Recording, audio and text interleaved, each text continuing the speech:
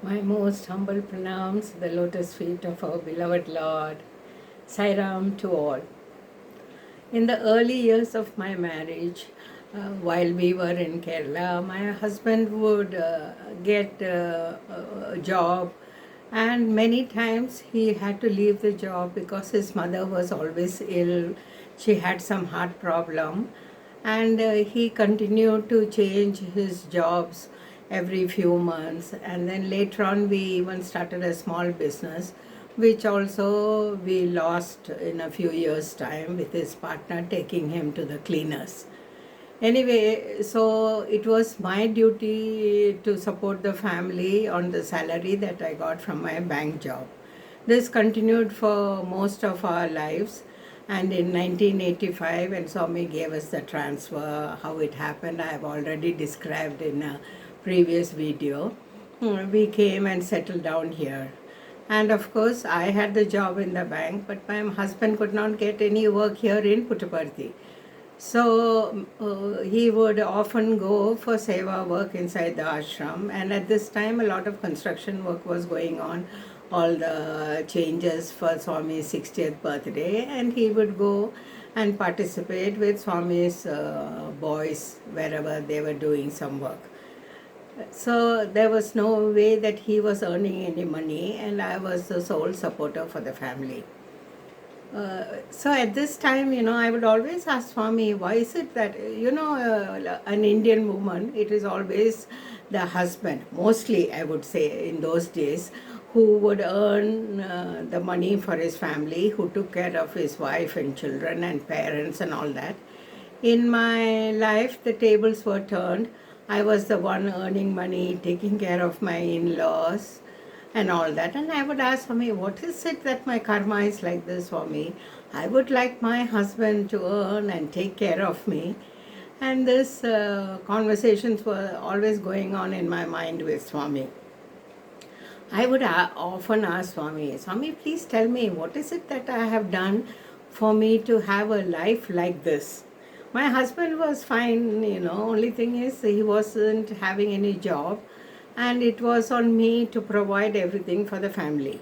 And at this time, my son was in Swami's primary school, and Swami had given us a little baby girl in 1986.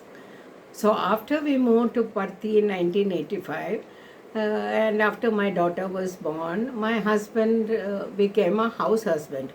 He stayed at home. He was very good with the baby. He took care of her, did everything for her while I went to the bank and did my work there. One day when I had asked Swami, Swami, please tell me what is this that my life is so different from normal Indian wives, And Swami said, not now. I will let you know at some time in the future. So this went on. And in 1995, after I had built my hotel, Sri Sai Plaza, and I told you about my friend Liba and all the wonderful people that used to come to my hotel, many of the foreigners here would go for their Nadi readings in Bangalore. See, this Nadi is ancient palm leaf manuscripts written about all the people in this earth. And this was written by sages more than 5,000 years ago. So there were like 4 or 5 nadis written by the sage Agastya, Sukha, Bhrigu, etc., etc. And they had certain places in India, in Bombay, in Chennai, in Bangalore, where these manuscripts were kept, and people could go there and have their reading done. My friend Liba had her reading done, and she told me about it, and I was very much interested. So I asked her, can we go and get an appointment for me to have my reading? So she said she will try. And she called up this Agastya Nadi in Bangalore, where she had been, and said, we are coming tomorrow. This appointment is for my friend Jayashree. Can we please get an appointment? He said, yes, you can get an appointment, but I cannot assure you that I will find her palm leaves. But anyway, you come, he said. So the next day, I told my husband, in the pretext of going shopping to Bangalore with Liba, we went on this one-day trip to Bangalore. So we went straight to this Nadi place. It was an office in Malleshwaram. And the name of this Nadi reader was Dr. Ganesh. He was a very young guy in his 30s. And he had pictures of all big VIPs, the President of India, political leaders, big celebrities, photos in his office. So we went there, and the usual procedure is he takes your thumb impression and then he checks it with the thousands of palm leaf bundles that he has there. And if he finds your particular leaf that matches your thumbprint, then he will come and start your reading. So he went inside, took my thumbprint, and he searched for some palm leaves. And when he came out with a bundle in his hand, he said, "Okay, let us do the reading. Let us first find out if it is yours." Then he started to read from that, and he asked, "Is your father's name the name of Lord Krishna's father?" My father's name is Vasudevan. So that matched. And then he said, "Does your mother's name start with Ma?" My mother's name was Madhavi. So that also matched. And then he said, are you the youngest of 4 siblings? I had 2 elder brothers and an older sister, and I was the last of the 4. So that palm leaves were correct, and he said, "Okay, we will start doing the reading."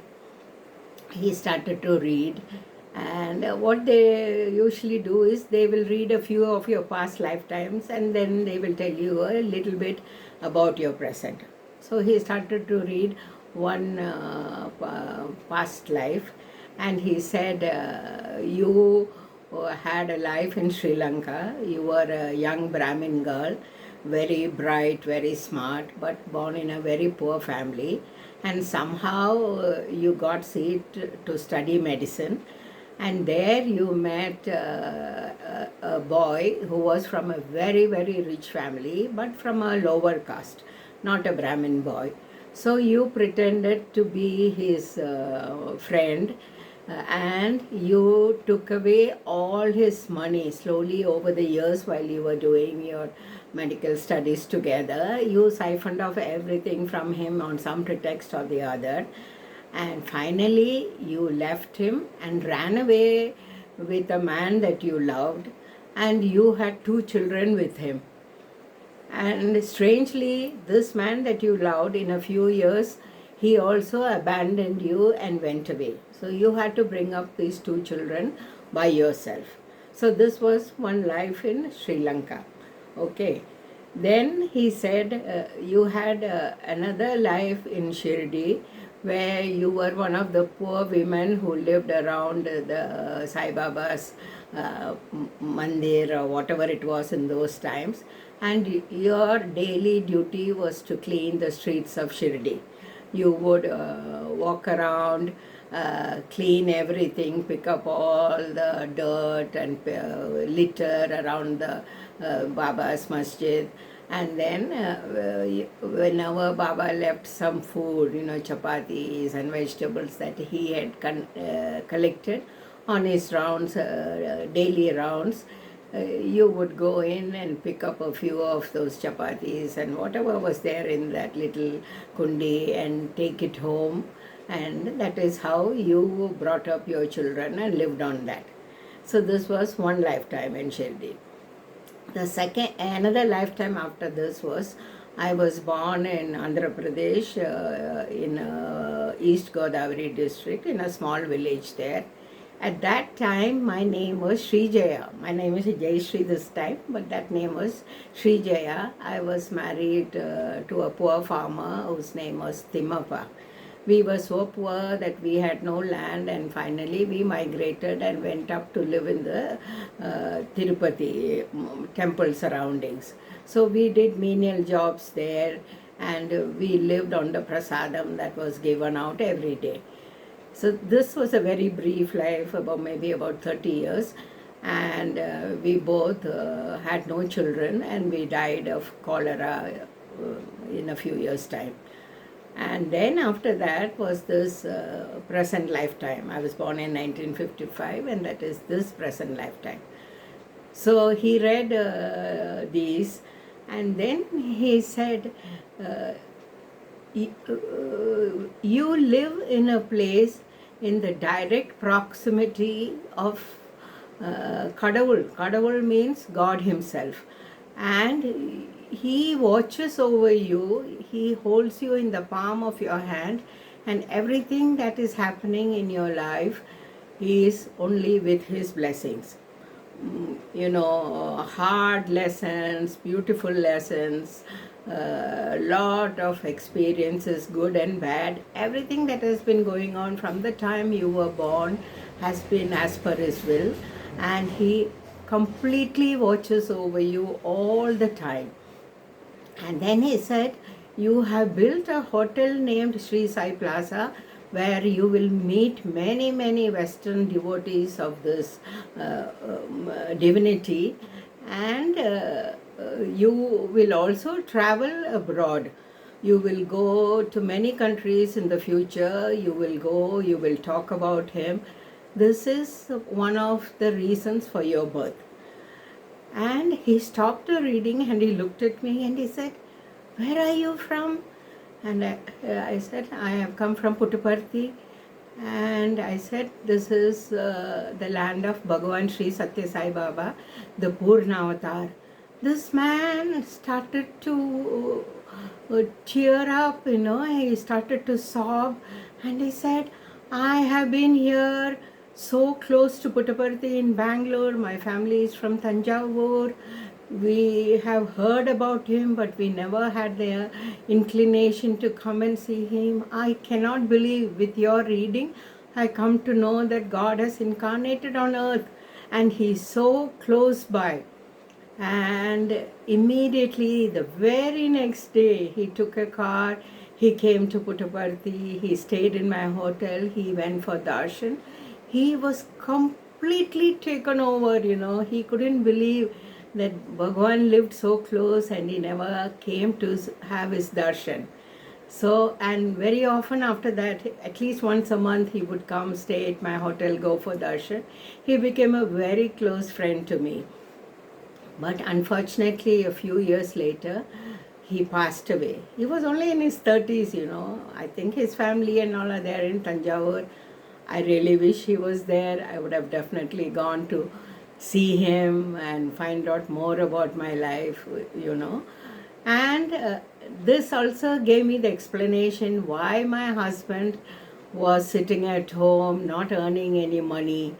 He was the same guy that I had ditched, taken all the money and run away to marry somebody else. So this lifetime, I had to pay him back every cent that I had stolen from him. Karma is a big thing. You pay back, you cannot escape it. And once I got this answer, I was quite satisfied. Yes, I created this situation where in this lifetime I have to earn the money and take care of my husband. So it made all sense to me, and I was grateful to Swami that finally there was no animosity, no ill will against him for this lifetime. I hope you enjoyed this incident. Sai Ram, please share my stories with many people. I find that very few people are seeing my videos. Whatever, it's Swami's will, but whoever is watching, I sincerely thank you from the bottom of my heart. Om Shri Sai Ram. God bless you all.